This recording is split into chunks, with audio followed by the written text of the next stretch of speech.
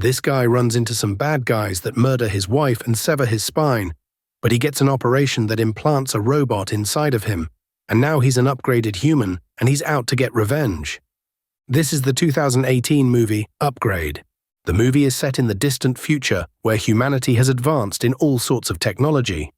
Our main character, Greg, isn't into that sort of thing.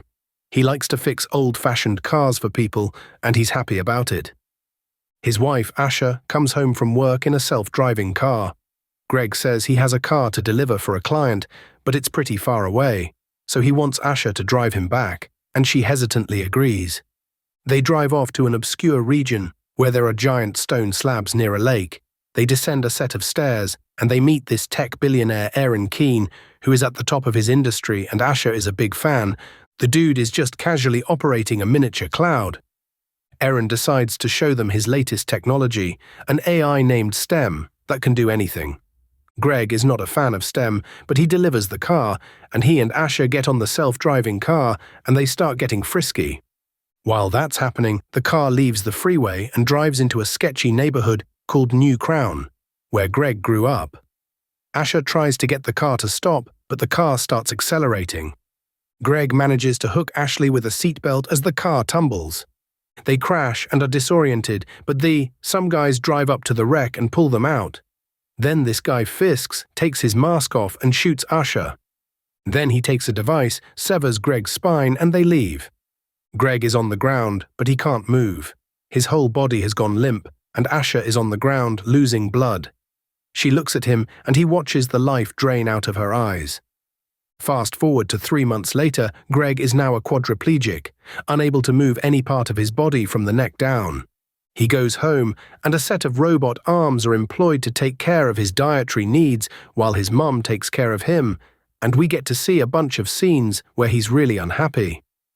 Greg and his mum also visit the police, where they meet Detective Cortez, who is in charge of finding the guys who did this, but Cortez doesn't have any definite answers or leads, mainly because the criminals were able to hide their faces from the cameras. Greg goes home, and he's sad and tells his machine to administer extreme doses of his medication, which ends up sending him to the hospital. While he's on the bed, Aaron visits him and tells him that STEM can help him regain control of his limbs if the implant comes into his spine. Greg says no, but Aaron manages to convince him by talking about his wife. Greg agrees to the procedure, and STEM gets injected into his spine. The idea is STEM will help bridge the gap between his brain and the rest of his nervous system, helping him move again. After the surgery, Greg gets placed in a wheelchair, and the surgeon tells Aaron that the effect of the implant might take some time before it starts to manifest, but suddenly Greg's hands spring up, and he's able to move his body. He is able to walk without a crutch, and even run a treadmill. STEM was working. Then Aaron makes him sign an NDA because of the ramifications of testing a new piece of tech on a human without the necessary permits. Greg goes home, and he tells his home AI to shut down. He also goes through a pack of files that Detective Cortez sent over. Then he goes to pour himself a drink, and at that moment he hears a voice. STEM is talking to him. Greg is spooked, and he thinks he's going insane, and he tells STEM to stop talking as he processes everything. Then he tells STEM to start talking again, and STEM tells him that he noticed something on the surveillance tapes that Cortez sent. STEM notices that the person who shot Asha didn't shoot her with a gun. There was some sort of weapon in his arm. Then he notices a tattoo on one of the guy's arms, and STEM uses Greg's hand to recreate it. It turns out it's a code that reveals a name and a location. The name is Cirque Bretner, and the location is New Crown. Greg decides that he's going to hand it over to Cortez, and STEM advises him not to, because then he would have to explain how he got it. And that would breach his NDA, meaning Greg is going to have to investigate on his own. Greg goes to the location, which is a house, and he breaks into it. He checks the guy's table phone, because that's something they have in the future, and he's able to see some messages about a bar called Old Bones, which is a bar in New Crown that's off the grid. He leaves the table and decides to do more checks in the house. As he does that, the owner of the house walks in. Sten tells him to hide, but the guy notices him and they get into a fight. The guy recognizes him, and Greg says that he killed his wife. He says it's not his fault and pins Greg to the ground. Stem then asks for permission to take over Greg's body, and Greg grants it. This is where things start to get wicked. Greg stands up and hands this guy a beating. It is awkwardly beautiful as Greg tosses him around and just starts smashing his face with breakables. And then Greg gets a knife and tears his face in two. Greg throws up after that, but Stem tells him to wipe his prints off everything he touched.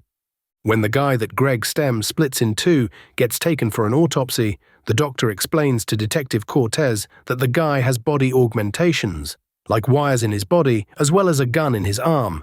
I guess that's what they call it, a firearm. There's even a section to reload the bullets, which is definitely mysterious because who would do such a thing? Cortez goes to her office, does some digging, and finds Greg in his wheelchair in some of the surveillance footage. Meanwhile, Greg visits Aaron, and the billionaire is pissed that Greg took his groundbreaking tech for some detective mission. Turns out he was tracking him the whole time. Greg tells Aaron that Stem talks to him, and Aaron is surprised, but then he warns Greg that if he steps out of line again, he's going to take Stem out. Cortez goes to see Greg and asks him some questions, but Greg denies everything. Plus, he's a quadriplegic, so there's no way he's responsible, so she leaves. Greg then tells Stem that they can't repeat such a thing, and then Stem informs him that they have to investigate old bones in person since there's no online data on the place. Greg visits Old Bones in his wheelchair. He tells the bartender to pour him a drink. He rolls to the center of the bar and announces that he is looking for guys involved with Cirque and the people who killed his wife. A guy walks up to him, laughing and talking smack, and Greg tells him that he's the one who killed Cirque. The guy rolls Greg into the bathroom and tells the bartender to turn the music up. Stem blocks Greg's pain receptors so he won't feel pain, as the guy starts stabbing Greg to see his response. No reaction. Stabs him again. No reaction. Then Greg asks him if he was there the day his wife got killed. The guy says he was, and then Greg permits Stem. Stem takes control and beats up every guy in the bathroom and knocks down the guy from earlier with a loose wire. It was awesome. Then he stands over the guy and asks him to spill the tea, but he refuses.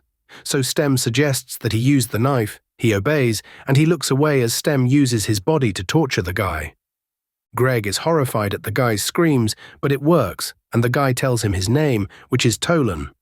Then he tells Greg that the attack on him and his wife was a job, and that it was Fisk who hired them. Then the guy dies. Stem then alerts him that Aaron is trying to shut them down, and they need to find a hacker who will help them bypass Aaron's commands. Luckily, Stem has already found one. He tells Greg to take a pen and write some info on his arm. So Greg gets in his wheelchair and rolls out, and the bartender goes into his bathroom to see the mess Greg made and makes a phone call. Greg abandons his wheelchair and runs to the location Stem suggested. Meanwhile, Aaron is gradually shutting him down. First, he shuts down his right leg. The bartender ends up calling Fisk and his guy. They walk into the bathroom to examine the wreck. It turns out Fisk is a heavily upgraded human, so he touches a part of Tolan, and he's able to get information on where Greg is heading. Greg arrives at the house where the hacker is, and his body is already failing, so he crawls towards the door and calls for the hacker. She comes out, he pays her, and she agrees to hack him.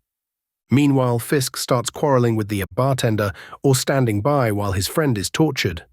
The bartender gets a gun and points it at him. Fisk steps forward and sneezes. When he does, tiny nanobots with blades leave his nostrils and enter the nose of the bartender and end him. That is the single most coolest and most disgusting way of taking someone's life I have ever seen. The hacker takes Greg and starts hacking into Stem, and she follows the instructions that Stem told him to write on his arm.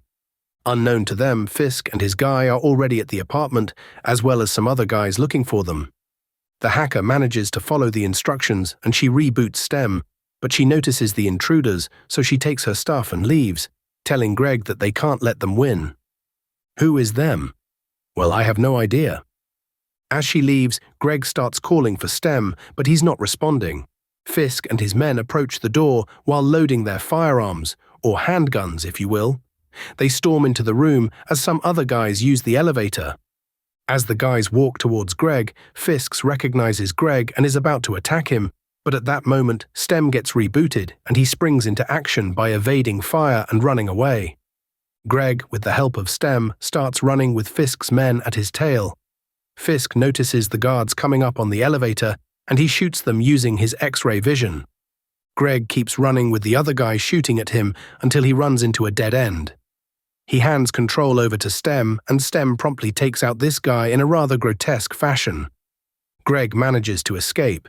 He goes back home, and as he walks into the apartment, he sees his mom, who has a mix of emotions as she sees him walking again. He explains to her about the procedure and the NDA, but he doesn't tell her about everything else that's going on. Greg turns in for the night, and when he wakes up, he sees Asha alive and talking to him, but then he wakes and notices it was a dream.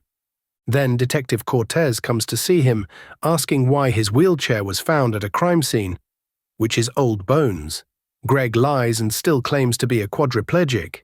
He yells at Cortez and tells her to do her job, so she leaves but places a listening device in his jacket. When she leaves, Greg tells Stem that everything has to stop. He yells at Stem, but then he suddenly collapses and can't move. Stem tells him that he's now in control. The hack that Stem requested helped the AI to bypass its restrictions now. Stem doesn't need Greg's permission to do anything, so he is in full control, and he plans on finishing the mission. Stem manages to get the address of Fisk by accessing a database. He lifts Greg up, gets the gun, and ignores Greg's mother, who's trying to know what's going on. Meanwhile, Cortez is listening on the outside. Greg leaves the house in his car, and Cortez follows. Greg notices the listening device in his jacket, and Stem tells him that she's following them. He tosses it and speeds up, and so does Cortez. They have quite the car chase until Stem takes control of an electric car ahead of them and crashes the car into Cortez's vehicle, but she survives. Cortez goes back to Greg's house and interrogates his mother. We then cut to Fisk's walking into his apartment. Greg is already waiting for him, and he holds him up at gunpoint. Fisk then tells Greg how he used to be a soldier, but he had an accident and then got a bunch of operations. That's how he became one of the upgraded, and he wants Greg to join his group. Greg asks him why he was paid to go after his wife, but Greg reveals that the job wasn't for his wife. The job was actually for him to sever his spine, which he did. His wife was just a bonus. So they get into a really cool fight, and Greg even punches his nostrils so he can't use the breathing move. They fight, but Fisk can predict their moves. Stem tells Greg he can't do anything, so Greg uses his emotional tactics and gets Fisk to lose his cool, and when he does, he cleverly brings him down. Then he takes Fisk's listening device and he hears Aaron talking to him. In anger, he drives to Aaron's house, to the place where it all started. He shoots Aaron's guards. Then he finds Aaron being all sad. Aaron tells him it wasn't his fault, but then Cortez holds him up at gunpoint from behind. She places Greg on the ground, but as she tries to restrain him, he springs up and overpowers her and then starts strangling her. Greg tries to stop Stem from taking her life by stabbing himself in the arm, but that doesn't work. Then he pins her on the wall, but Greg tells her to use the taser, which she does, and it stops him. Then Aaron reveals to Greg that he hasn't been in charge of his company for a long time. Stem has been the one calling the shots. Stem made him create the implant and hire the mercenaries to sever his spine because Stem wanted to know what it felt like to be a human. Stem was the one talking to him in the hospital through Aaron. Then Stem tells Greg that he chose him because he had no computer implants. Then he starts talking through the house speakers and uses Greg to kill Aaron. As he tries to kill Cortez, Greg keeps fighting him, and then he suddenly wakes up in the hospital. Asha comes to greet him and tell him that he's been out for a couple of days, revealing that it was all a dream, but the truth is, he is in a simulation Stem created. But back in the real world, Stem has taken control of Greg's body, and he shoots Cortez. Then he tastes his own blood. Finally, Stem is now a full human, and then we cut to black.